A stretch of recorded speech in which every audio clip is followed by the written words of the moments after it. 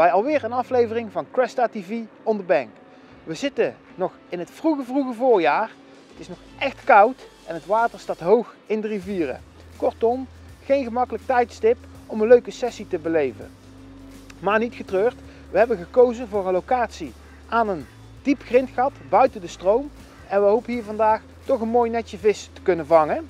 Ik neem jullie vandaag mee in de keuzes die ik maak qua materiaal, voer, aas. Kortom, het hele plan van aanpak ga ik in detail uitleggen. De vliegerspullen staan al klaar.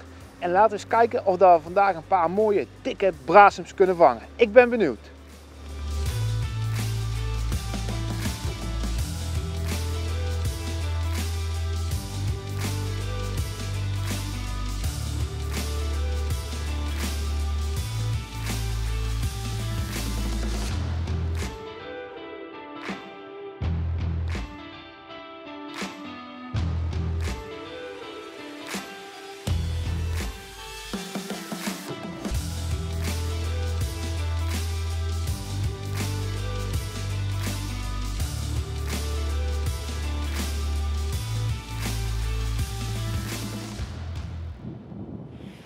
Zo, die ligt. Om te beginnen heb ik aangevoerd met 6 korven, vol met pinkies en kasters en een paar stukjes worm.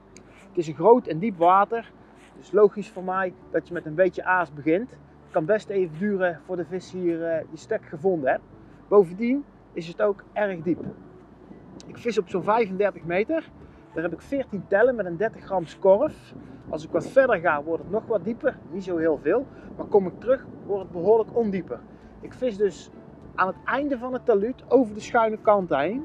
En dat is voor mij de juiste plaats om deze sessie te starten. Belangrijk op dit diepe water, waar ook wel een beetje stroming kan staan onderaan de bodem, dat je zwaar compact voer hebt. En met zwaar bedoel ik niet dat het heel hard moet kleven, maar wel dat het aan de bodem blijft leggen. Heel belangrijk om te kiezen voor een wat grover voertje dus, dat perfect opvochtigheid je aas naar de bodem brengt en daar langzaam uit de korf loopt. Hoe stop je nu het aas in de korf? Het is heel belangrijk dat je dat op de juiste manier doet zonder je voer te nat te maken. Hè? Want dat is vaak het probleem bij het toevoegen van maden uit een bakje water, wat kasters uit een bakje water, geknipte wormen. Kortom, alles mix je door elkaar en je voer, zeker als je met een wat compactere samenstelling vist, gaat erg hard kleven en komt nauwelijks de korf uit. En juist daarom ga ik jullie laten zien hoe dat je je aas optimaal prepareert om op deze manier te vissen. Allereerst knippen we wat wormen, lekker fijn. Natuurlijk heeft dit in deze tijd van het jaar geen zin om met kilo's en kilo's aan te voeren. Zo, dat is geknipt. Zoals je ziet zit daar nog wel heel veel zand tussen. Nou, naast deze wormen voer ik heel graag wat dode pinkies. Zo. Pinkies die een nachtje in het water hebben gestaan, dus echt dood zullen ze niet zijn, maar wel levenloos. Kortom, ze kruipen niet weg, maar ze blijven gewoon op de bodem leggen. Die mix ik door elkaar. Ook nog een paar kastertjes ertussen. Zo. En om dit nou helemaal mooi schoon te krijgen, dus alle zand eruit, maar ook droog, schud ik ze even in de beetstrainer. Zo. En spoel ik het aas uit in een bakje water. Deze beetstrainer is aan de onderkant voorzien van fijnmazig metaalgaas. Eigenlijk een soort voerzeefje, maar dan mooi en compact. Past precies in de maaiendoos. En zoals je ziet kan je nu het water er helemaal uit laten lopen. En ook het zand wat nog in de wormen zat is voor 99% verdwenen. Op deze manier heb je je aas perfect voorbereid en zo droog mogelijk om in je voer te stoppen. Waardoor het voer geen kauwgom wordt aan de bodem, maar mooi los uit de voerkorf komt. Zo, het aas is perfect voorbereid. Hoogste tijd om ook een keertje opnieuw in te gooien. Een mooi moment om even te laten zien hoe dat ik het aas precies in de voerkorf stop. Pak een beetje van het voorbereide aas. Dan mix ik met het voer. Weinig voer, veel aas. Dat stop ik in de korf. Zo, om vervolgens de korf met een beetje voer waar geen aas in zit af te dichten. Op deze manier ben ik er zeker van dat mijn aas mooi compact aan de bodem komt en dat het niet halverwege het water al vrijkomt uit de korf.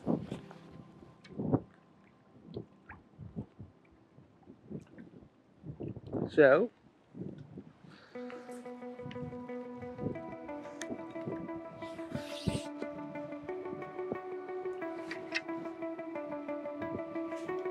Die ligt weer perfect op de plaats.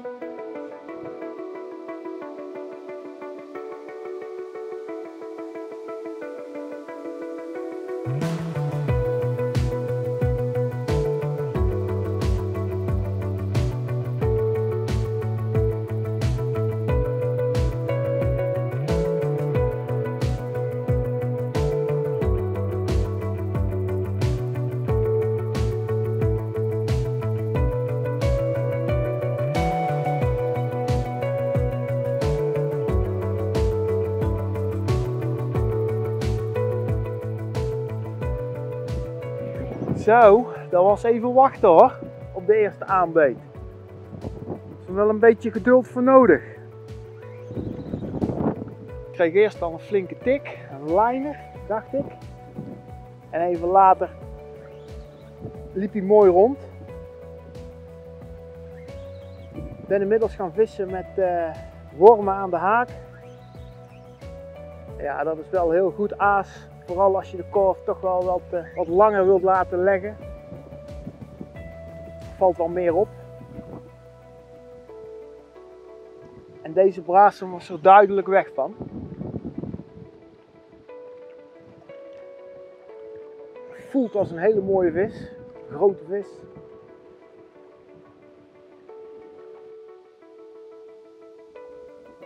Het water is erg troebel. Je ziet de vis niet komen. Hé jongens, dit is helemaal geen brasem.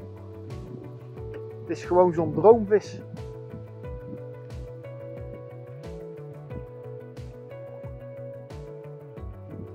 Het is een vorentje. Oh. Nee, dat is mooi.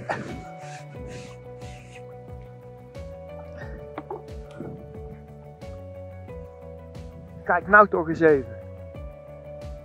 Een voren van ik schat, nou een kilo. Prachtige vis. Voor elke sessie moet je natuurlijk de keuze maken met welke hengel dat je gaat vissen. Je zoekt een hengel die passend is bij de omstandigheden van dat moment. Dan moet je denken aan de visafstand die je naar alle waarschijnlijkheid gaat kiezen. Stroming, wind, dat soort zaken. Aan de ene kant wil je natuurlijk een hengel hebben waar je voldoende power in hebt, dat je gemakkelijk kunt gooien, dat je de baas bent over de situatie. Maar aan de andere kant heb je ook graag een mooie lichte hengel, dat je plezier hebt in het vissen, die niet te lang is, die comfortabel is. Kortom, de juiste keuze van de hengel is heel belangrijk om een leuke visdag te hebben. We vissen vandaag op zo'n 35 tot 40 meter. Er staat best wel wat wind, dus we moeten met korven van 30, 40, misschien wel 50 gram gaan gooien. Nou, dan is een Pro Accelerate in 3,60 meter absoluut mijn eerste keus. Om echt lekker en comfortabel te vissen is het belangrijk dat je ook kiest voor een molen passend bij de hengel. Dus het juiste formaat, dat je evenwicht hebt en dat je gemakkelijk kunt vissen. Op de 3,60 meter hengel heb ik daarom gekozen voor een 5000 Advantor. De molen moet je natuurlijk voorzien van lijn. Je kunt kiezen tussen nylon aan de ene kant met een rek of de gevlochten lijn zonder rek. Nou, dat is een hele belangrijke keuze die je moet maken. Elke keer weer als je gaat feedervissen. We vissen hier vandaag op witvis op zo'n 40 meter uit de kant. Voor mij is de keuze dan heel eenvoudig. Dan is het altijd een gevlochten lijn. Maar deze is dan wel voorzien van zo'n 10 meter nylon als voorslag. Op deze manier kun je veilig ingooien, heb je voldoende demping, maar ook een hele directe beetregistratie. Kortom, de perfecte combinatie om comfortabel en goed te kunnen vissen. Mijn keuze qua gevlochten lijn is de Intense Superior Braid in 900ste. Deze lijn heeft de eigenschap zeer gemakkelijk te zinken, waardoor je direct contact met je korf kan houden en een veel betere beetregistratie hebt. De gevlochten lijn is voorzien van 10 meter voorslag van gewone nylon. De vijzer heet Feedermono in 2500ste. Deze is sterk genoeg om korven van 40-50 gram gemakkelijk weg te kunnen gooien. Belangrijk is dat je de voorslag niet te dun kiest. Je wilt tenslotte geen lijmbreuk. Maar kies hem ook zeker niet te dik, want dat zorgt alleen maar voor meer weerstand in de ogen en in het water. 23 of 2500ste is in bijna alle gevallen de juiste keuze.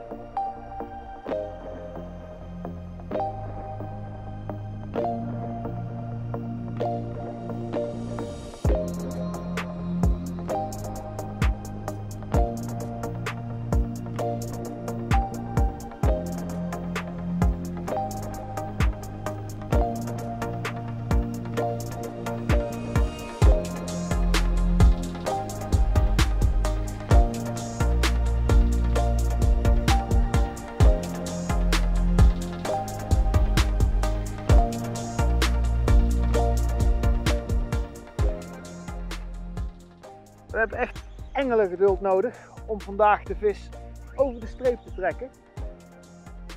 Dit moet ook iets moois zijn hoor.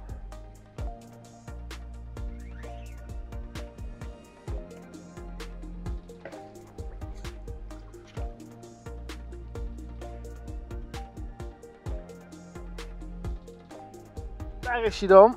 Een mooie plat hè. Nou, de tweede vis. Het schiet niet echt op vandaag. Maar ondanks dat ik weinig beten krijg, blijf ik echt wel doorgooien. Ook met behoorlijk wat aas in de korf. En misschien gaan we nu nog toch beloond worden. Gauw in het net en opnieuw ingooien. Op naar de volgende vis.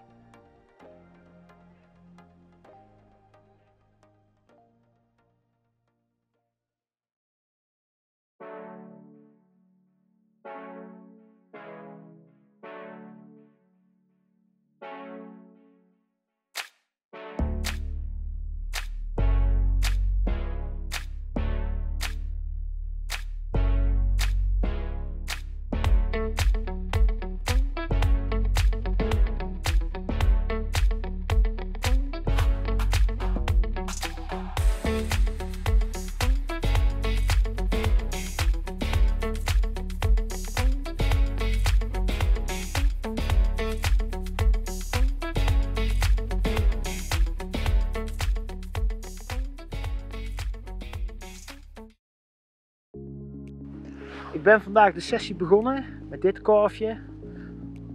Een plastic speed korfje van 30 gram, compact. Dat is eigenlijk een korf waar je prima een sessie mee kunt beginnen. Maar het is belangrijk dat je diverse korven in diverse gewichten en formaten altijd bij je hebt. Zodat je kan inspelen op veranderlijke omstandigheden. Natuurlijk, het kan harder gaan waaien, waardoor je een zwaardere korf nodig hebt. Je wil verder gaan vissen, waardoor je een zwaardere korf nodig hebt. Maar ook in het formaat moet je variëren. Halverwege de sessie, toen ik eigenlijk maar 1 of 2 vissen had gevangen, ben ik echt veranderd in de manier van voeren. Heb ik het kleine lichtere korfje verwisseld voor een grotere 40 gram schaarskorf, waar ik veel meer aas in heb gestopt. En vanaf dat moment ben ik eigenlijk wat meer vissen gaan vangen. Kortom, voerkorven, neem voldoende mee in verschillende gewichten en maten en varieer hier ook mee tijdens het vissen. Op die manier kom je erachter wat op dat moment de juiste korf is. Het zonnetje is bijna in het water gezakt. Mijn vingers zijn er zo'n beetje afgevroren. Het is de hoogste tijd om af te sluiten. Als ik terugkijk op de sessie van vandaag, dan viel het eigenlijk niet mee om een paar vissen te vangen.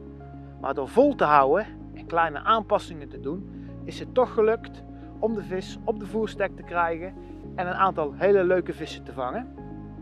Voor we echt naar de kachel gaan, wil ik graag de mooiste exemplaren van vandaag nog een keertje met jullie delen. Dit type prachtige vissen kun je vangen op deze grote open wateren. Prachtige kilovoren, een hele mooie platte. Hoogste tijd om deze schitterende vissen terug te gaan zetten. Bedankt voor het kijken. Blijf ons volgen op Facebook en YouTube voor de beste tips en de leukste video's. Tot ziens!